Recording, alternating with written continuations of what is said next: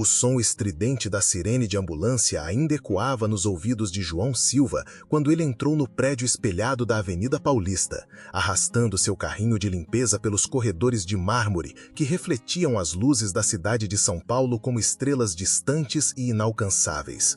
Suas mãos tremiam não apenas pelo cansaço das 16 horas de trabalho que havia completado entre 2 empregos, mas pela notícia devastadora que recebera no hospital apenas 3 horas antes. Sua filha Isabela, de 9 anos, precisava urgentemente de uma cirurgia cardíaca que custava mais de R$200 mil. E sem ela, a menina que era sua única razão para continuar vivendo não passaria dos próximos 6 meses. Aos 38 anos, João carregava nas costas o peso de manter viva sua pequena guerreira, uma criança cujo sorriso iluminava o barraco de 2 cômodos na favela de Heliópolis onde viviam, mas cujo coração defeituoso desde o nascimento exigia um tratamento que estava além do alcance de um zelador noturno, que ganhava 2 salários mínimos limpando os escritórios dos milionários que nem sequer sabiam seu nome.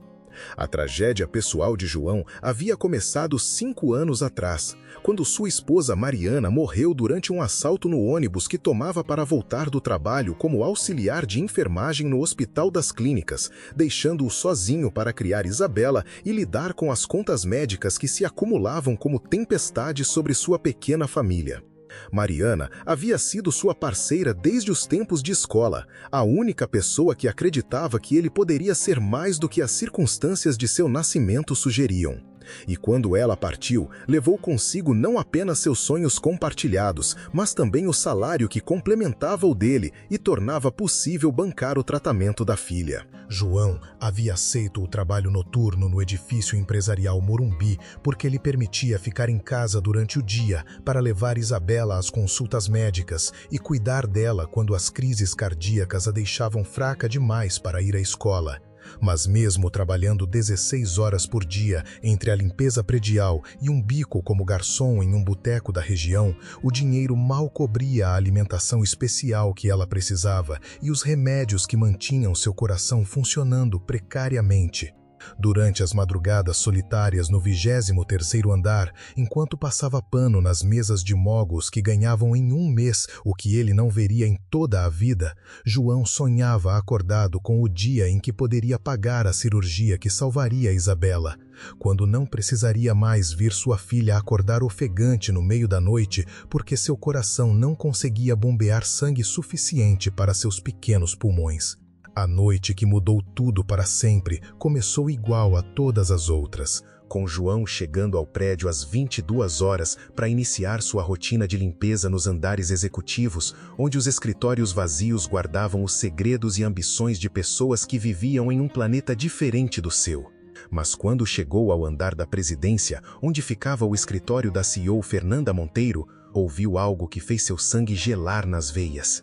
Os gritos desesperados de uma criança, seguidos pela voz furiosa de um homem proferindo ameaças que nenhum adulto deveria jamais dirigir a uma menor de idade. João largou seu balde de água e correu em direção ao escritório de canto, onde, através da porta semiaberta, presenciou uma cena que o transportou imediatamente para sua própria infância nas ruas de Capão Redondo, quando via outros meninos apanharem de pais alcoólatras que descontavam suas frustrações na violência doméstica. Ricardo Almeida, o marido da CEO, tinha encurralado contra Amanda, a filha de 7 anos de Fernanda, e seu rosto exibia o tipo de ódio descontrolado que João conhecia bem demais. A fúria de um homem que havia perdido toda a conexão com sua humanidade. Eu te avisei o que ia acontecer se você contasse para sua mãe sobre nossas conversas, sua pestinha. Rosnou Ricardo enquanto segurava brutalmente o pulso da menina. Você acha que porque sua mãe tem grana pode fazer o que quer? Vou te mostrar o que acontece com criança mimada que não sabe ficar quieta. Sem hesitar um segundo, sem pensar nas consequências para seu emprego ou seu futuro, João irrompeu no escritório com uma determinação que não sentia desde a morte de Mariana. Tira a mão da menina agora, disse com voz que tremia de raiva contida. Ou eu juro pela alma da minha falecida que você vai se arrepender pelo resto da sua vida. Ricardo se virou para ele com uma expressão de surpresa que rapidamente se transformou em desdém, soltando Amanda apenas para enfrentar aquilo que claramente considerava uma ameaça insignificante. Que porra você tá fazendo aqui, seu Zé Ninguém? Essa é minha família, minha casa, e você não é ninguém para se meter em assunto que não te diz respeito. Mas Amanda já havia corrido para João, se agarrando em seu uniforme com desespero que partiu seu coração. E naquele instante, ele viu nos olhos da criança o mesmo terror que havia sentido tantas vezes na própria infância. Calma, princesa, sussurrou enquanto a protegia com seu corpo. Ele não vai mais machucar você, eu prometo.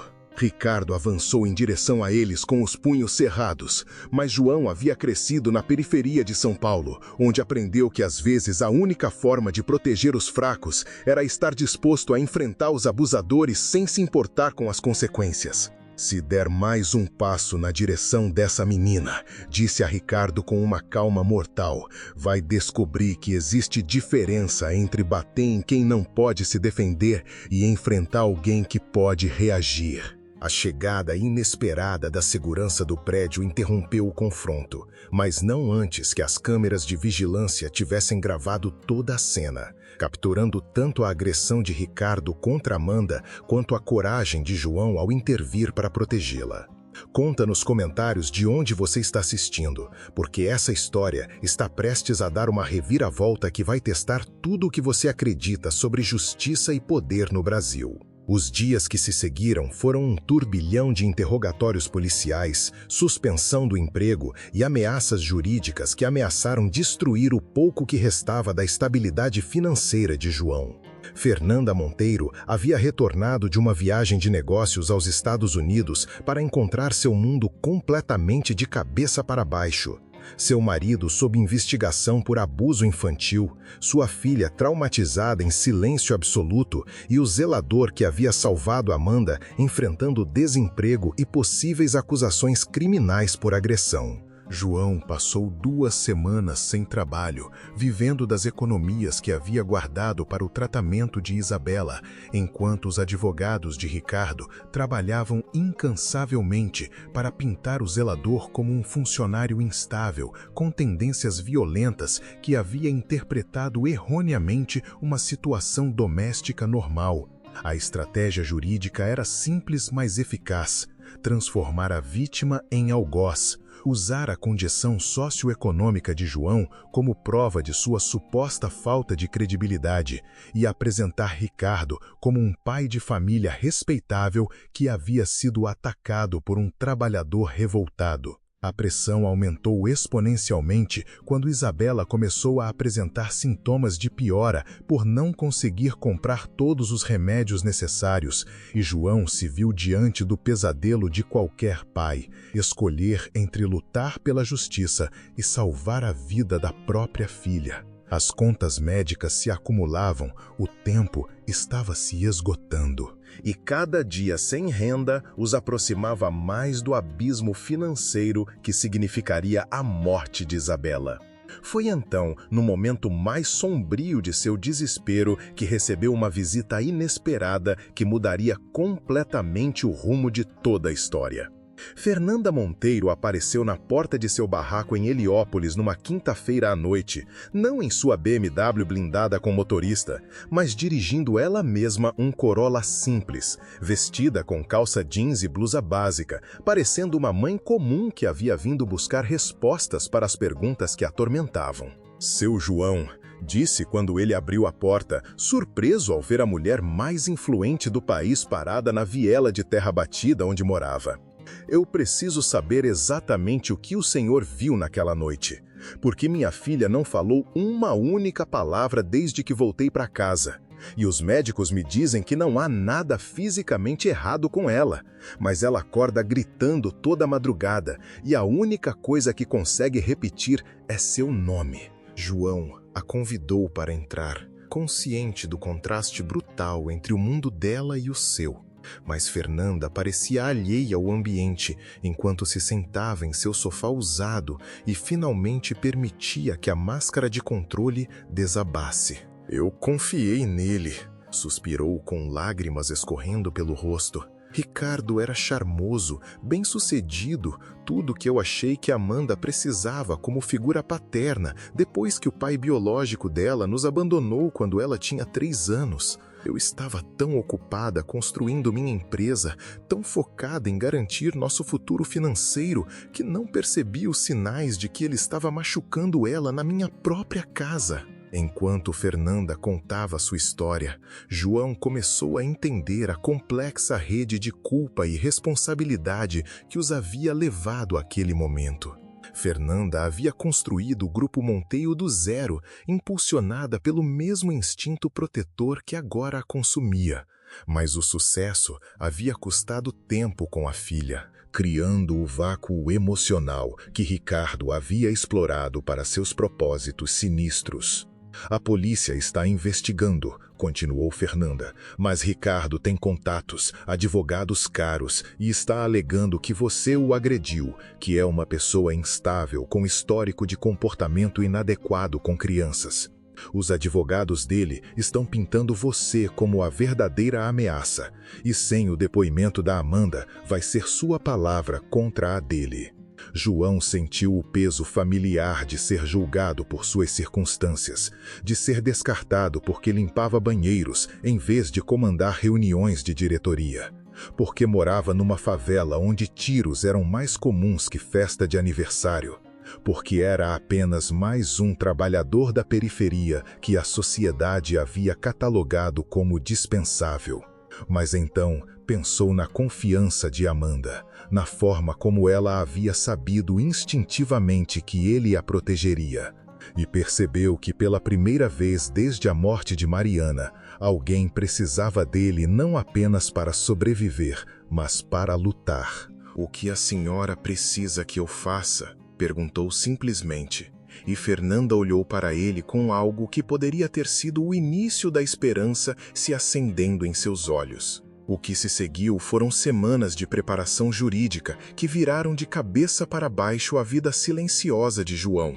Fernanda havia contratado o melhor advogado de direito da família que o dinheiro podia comprar, mas até mesmo ele os avisou que o caso seria difícil sem o testemunho de Amanda, especialmente dados os recursos e a reputação de Ricardo na comunidade empresarial brasileira. João se viu submetido a verificações de antecedentes, avaliações psicológicas e depoimentos onde advogados adversários tentaram pintá-lo como tudo, desde uma figura paterna fracassada até um potencial predador. O momento mais difícil chegou quando permitiram que ele visitasse Amanda no ambiente supervisionado do consultório da psicóloga infantil, na esperança de que sua presença pudesse encorajá-la a falar sobre o que havia acontecido.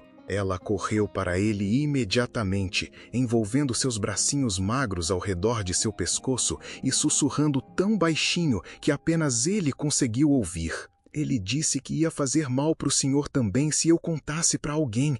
Disse que ninguém ia acreditar em mim porque o senhor é só o faxineiro e ele é importante." João a abraçou forte, sentindo o peso de sua confiança e a magnitude do que enfrentavam, e sussurrou de volta: "Às vezes, as pessoas mais importantes são aquelas que cuidam dos outros quando ninguém está vendo. E eu prometo, Amanda, que não vou sair de perto de você." Mas os advogados de Ricardo foram implacáveis e, conforme se aproximava a audiência de custódia, haviam pintado com sucesso um quadro de João como um homem instável que havia ultrapassado seus limites e potencialmente traumatizado uma criança com sua interferência. Argumentaram que o silêncio de Amanda era, na verdade, resultado de seu envolvimento inadequado, não evidência do abuso de Ricardo, e que a decisão de Fernanda de confiar em um zelador em detrimento de seu marido mostrava julgamento questionável que colocava em dúvida sua aptidão como mãe.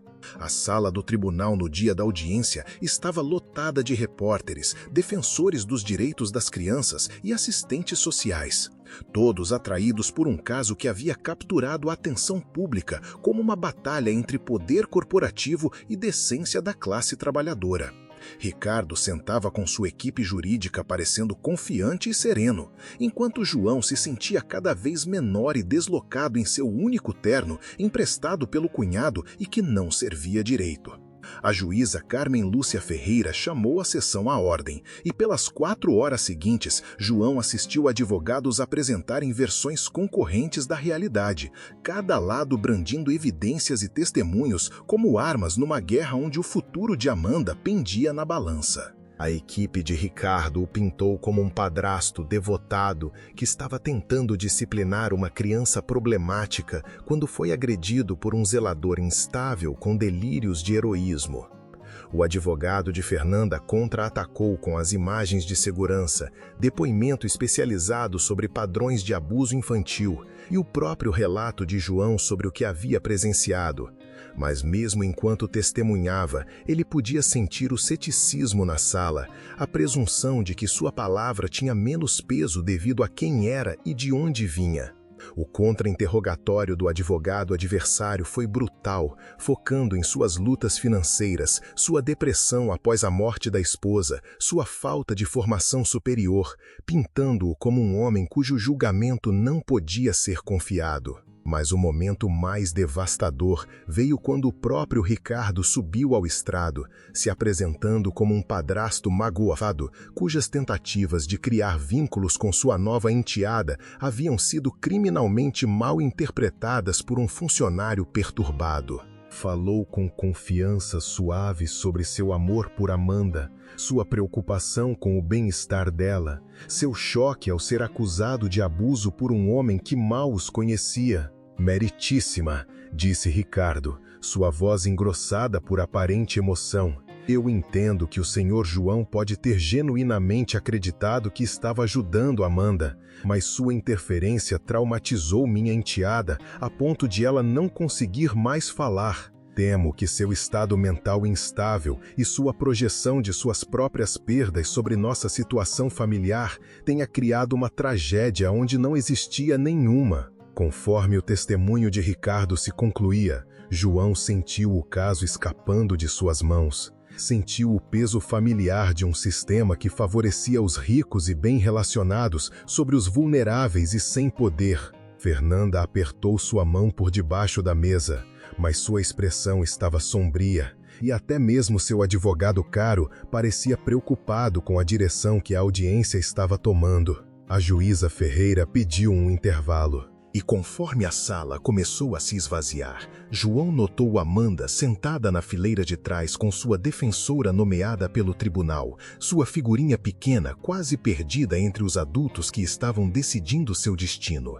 Ela havia permanecido em silêncio durante todo o procedimento, mas agora estava olhando diretamente para ele, e em seus olhos ele viu não apenas confiança, mas uma espécie de coragem desesperada que lembrava Mariana em seus dias finais, quando havia lutado contra probabilidades impossíveis, não por si mesma, mas pelas pessoas que amava. Quando a corte se reconveio, a juíza Ferreira se dirigiu à sala com a gravidade apropriada para uma decisão que determinaria não apenas arranjos de custódia, mas se a justiça poderia existir num mundo onde poder e privilégio tão frequentemente sobrepujavam verdade e vulnerabilidade.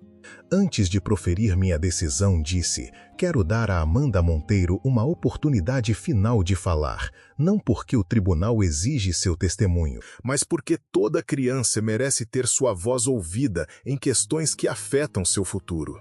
A sala caiu em silêncio enquanto Amanda se levantava na fileira de trás, sua mãozinha ainda segura pela de sua defensora, e começou a caminhar lentamente em direção à frente da sala.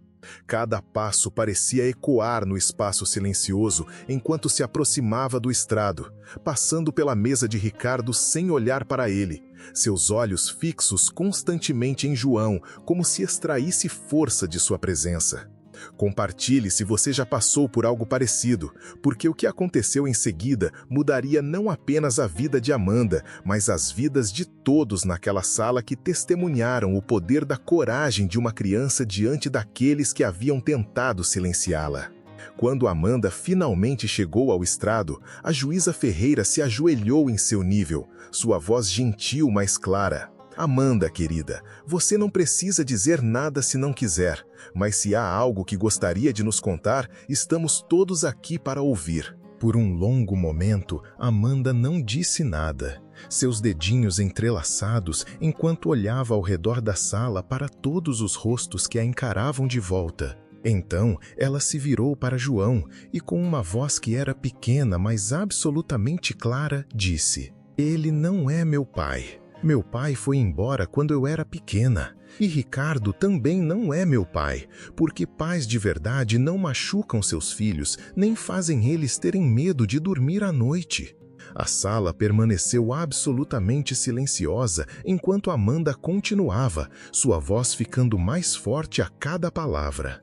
"Mas João é como um pai, porque quando eu estava com medo e Ricardo estava sendo malvado comigo, João apareceu e não teve medo do Ricardo, mesmo o Ricardo sendo grande e importante. E João me abraçou quando eu estava chorando e não pediu nada em troca, só queria que eu ficasse segura." Ela fez uma pausa, limpando o nariz com as costas da mão.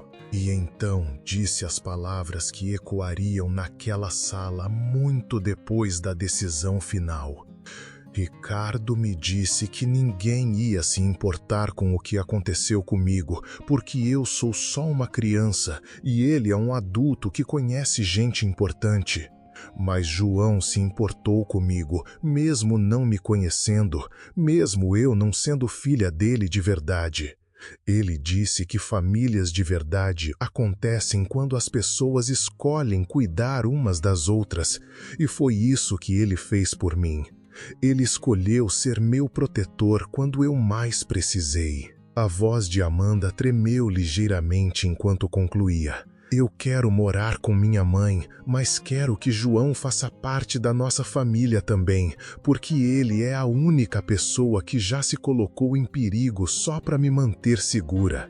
Ele é o pai que eu sempre quis ter, do tipo que lutaria contra os monstros em vez de ser um."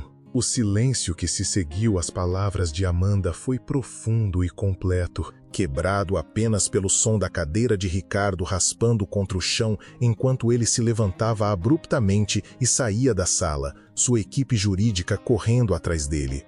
Os olhos da juíza Ferreira brilhavam com lágrimas enquanto olhava de Amanda para João, para Fernanda, vendo não apenas um caso de custódia, mas um testemunho dos laços que se formam entre almas que se reconhecem através das barreiras artificiais de classe e circunstância. "Amanda", disse a juíza Ferreira suavemente, "obrigada por ser tão corajosa e nos contar a verdade. Suas palavras hoje nos ajudaram a entender algo muito importante sobre o que faz uma família real." A decisão final da juíza foi rápida e decisiva. Ricardo enfrentaria acusações criminais por abuso infantil. Seus direitos parentais seriam terminados e Amanda permaneceria sob custódia de sua mãe, com visitas regulares de João, que seria formalmente reconhecido como seu guardião escolhido e figura paterna. Mas além da linguagem legal e documentos oficiais, algo muito mais profundo havia ocorrido naquela sala. Um reconhecimento de que família não é definida por biologia ou certidões de casamento, mas pela coragem de amar e proteger aqueles que mais precisam de nós. Quando saíram do tribunal naquele dia, Fernanda se aproximou de João com lágrimas escorrendo pelo rosto e uma oferta que mudaria sua vida.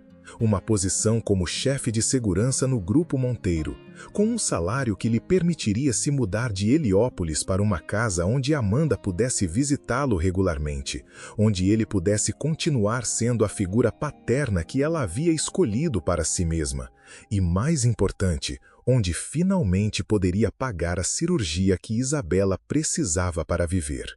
"Eu não posso te devolver sua esposa", disse Fernanda, "mas posso te dar a chance de ser o pai que Amanda precisa, e talvez, ajudando ela a sarar, você também encontre uma forma de sarar." João olhou para Amanda, que estava segurando sua mão com a confiança absoluta de uma criança que havia encontrado seu porto seguro no lugar mais improvável, e percebeu que Mariana teria amado aquele momento. Teria ficado orgulhosa de vê-lo usando sua dor para proteger a filha de outra pessoa de experimentar o tipo de perda que quase o havia destruído. 6 meses depois, João estava no quintal de sua nova casa, assistindo Amanda brincar no balanço que havia construído para ela. Sua risada carregada pela brisa vespertina como música que havia faltado em sua vida por tempo demais. Fernanda se juntou a ele na varanda e juntos assistiram a criança que os havia unido criar novas memórias que sobrescreveriam o trauma de seu passado, enquanto Isabela, finalmente com acesso à cirurgia que precisava, corria pelo jardim com a energia de uma menina que havia recuperado seu futuro. Você já se perguntou o que teria acontecido se não estivesse trabalhando até tarde naquela noite? Perguntou Fernanda. E João considerou a pergunta, pensando na casualidade que o havia colocado no lugar certo na hora certa para ouvir os gritos de Amanda por socorro. Eu acho, disse finalmente, que às vezes as pessoas se encontram exatamente quando devem se encontrar, não por causa do destino ou sorte, mas porque existem momentos quando a escolha de agir com coragem cria a família que nunca soubemos que precisávamos. A história de João Silva e Amanda Monteiro se tornou mais que apenas um caso de custódia ou uma notícia nos jornais. Se tornou um lembrete de que heróis nem sempre usam capas ou ocupam posições de poder. Às vezes, usam uniformes de zelador e empurram baldes pelos corredores vazios, esperando pelo momento quando suas vidas ordinárias se cruzam com necessidade extraordinária. Quando sua escolha de agir com compaixão em vez de indiferença cria ondas que se estendem muito além de qualquer coisa que poderiam ter imaginado, provando que as famílias mais importantes são aquelas que escolhemos construir com amor, coragem e a crença inabalável de que toda criança merece alguém que mova céus e terras para mantê-la segura. Se essa história tocou seu coração, se inscreva no canal para ver mais vídeos como esse que mostram que o verdadeiro heroísmo está nas pequenas atitudes de pessoas comuns que escolhem fazer a diferença quando ninguém está olhando. E clique no vídeo que está aparecendo na sua tela agora para ouvir uma história ainda mais incrível com uma reviravolta tão poderosa que você não vai esquecer tão cedo.